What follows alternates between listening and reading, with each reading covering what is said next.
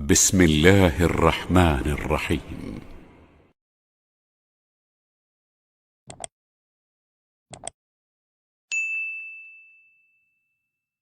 Maka ketika berbicara jodoh, jodoh adalah cerminan dari diri kita. Kitanya baik, Allah akan memperindah jodoh kita. Bagaimana kemudian kita menginginkan seseorang yang terbaik? Allah akan memberikan yang terbaik ketika kita senantiasa membuat diri kita lebih baik di hadapan Allah Subhanahu wa taala. Ini Anda pernah ragu dulu, Bib. Ini kisah nyata. Sedikit lah. Jadi saya hopeless dulu. Hopeless dalam arti putus asa.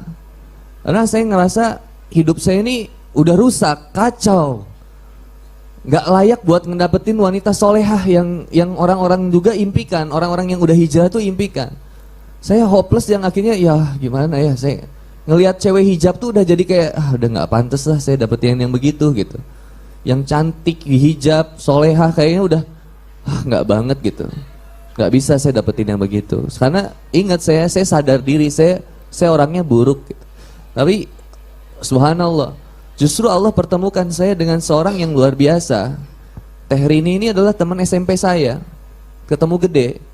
Dan ketika ketemu gede, dia udah dihijab. Dan subhanallah, cantiknya memang luar biasa. Pada saat itu siapa mata laki-laki mana yang tidak tertarik dengan kecantikannya? Dan ketika saya berusaha mendekatinya, saya ngerasa ya Allah nggak pantas saya. Karena saya pernah begini, dia tuh kayaknya perfect banget di mata saya. Saya cuma minta waktu itu sama ibu, saya pengen benar-benar tobat. Waktu itu saya ambil air, kemudian saya cuci kakinya, saya peluk ibu saya sun keningnya, lalu saya bilang sama ibu saya, Bu, doain ya, Boni pengen punya istri yang bisa membimbing Boni dalam kehidupan Boni. Saya cuma kebalik, biasanya ahwat yang doa gitu, pengen punya suami yang bisa membimbingnya, tapi saya pengen punya istri yang bisa membimbing saya, buat ngajarin sholat, ngajarin ini, ngajarin itu, buat bisa baca Quran. Saya pengen punya istri yang terbaik, Bu, pengen punya istri yang dihijab. Saya nggak pernah punya pacar yang dihijab, nggak pernah, brother. Anak pacaran dari SD. Banyak teman-teman. Iya, yang lalu biarlah berlalu, teman. Lagi anak minta, Bu, aku doain ibu, aku mandi pengen punya istri yang soleha. Doa ibu, brother. Ini anak yakini, seandainya engkau seorang yang jomblo, kau laki-laki, maka pertama kali kau jangan memuliakan pacar. Tinggalkan pacar, Bu, muliakan ibumu.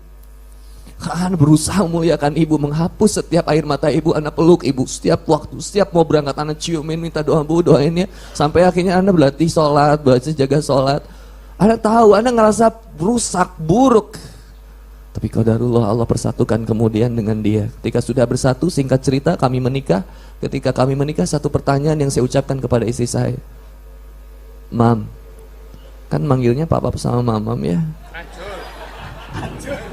Maaf ya. Yeah. Mam, kenapa sih kamu sayang sama papa? Kamu mau nikah sama papa? Apa jawaban istri saya? Ini saya ingat banget dan mudah-mudahan jadi motivasi buat ahwat. Pap, dulu itu aku bilang sama Allah, aku doa sama Allah, ya Allah, tahun ini aku pengen nikah, berikan aku jodoh yang terbaik menurutmu ya Allah. Subhanallah. Siapapun laki-laki yang datang ke rumahku ya Allah, dia adalah laki-laki yang terbaik dan serius untuk menjalin hubungan denganku ya Allah. Berikan yang terbaik menurutmu ya Allah. Dan satu dari sekian banyak laki-laki yang datang ke rumahnya, yang berani datang, hanya Handi Boni yang berani datang. Gitu dari Jawa. Berikut anak begitu datang itu, kakeknya keluar terus bilang, Boni. Kata anak, oh kok udah kenal, nama anjingnya Boni. Wah, subhanallah. Nah, singkat cerita begitu nikah, lalu akhirnya kita nikah. Papap duluan, aku duluan yang datang. Lalu kemudian aku nanya lagi, Mam, kenapa mau membersamai papap dari nol sampai sekarang? Maksudnya, ya aku nikah itu dalam kondisi luar biasa deh, ujiannya, brother. Karena begitu nikah itu usaha hancur semua, Masya Allah, minus anak. Udah mau dipenjara, udah mau diancam, dibunuh, segala macam. Saya nggak punya apa-apa. Dan rusak banget kehidupan saya, ibadahnya, wah udah. Nauzubillah deh kalau ingat itu. Saya tanya, kenapa mama mau nemenin saya? Nggak pernah terucap kata cerai. Lalu istri saya bilang, Pap, menemani kamu bisa jadi menjadi jalan surga bagiku. Aku hanya berusaha untuk sabar menghadapi kamu. Karena kesabarannya Asiyah menghadapi Fir'aun justru mendatangkan tiket surga bagi Asiyah. Maka aku hanya berusaha untuk menjadi seperti seorang Asiyah pada saat itu. Maka saya bilang berarti saya Fir'aun gitu.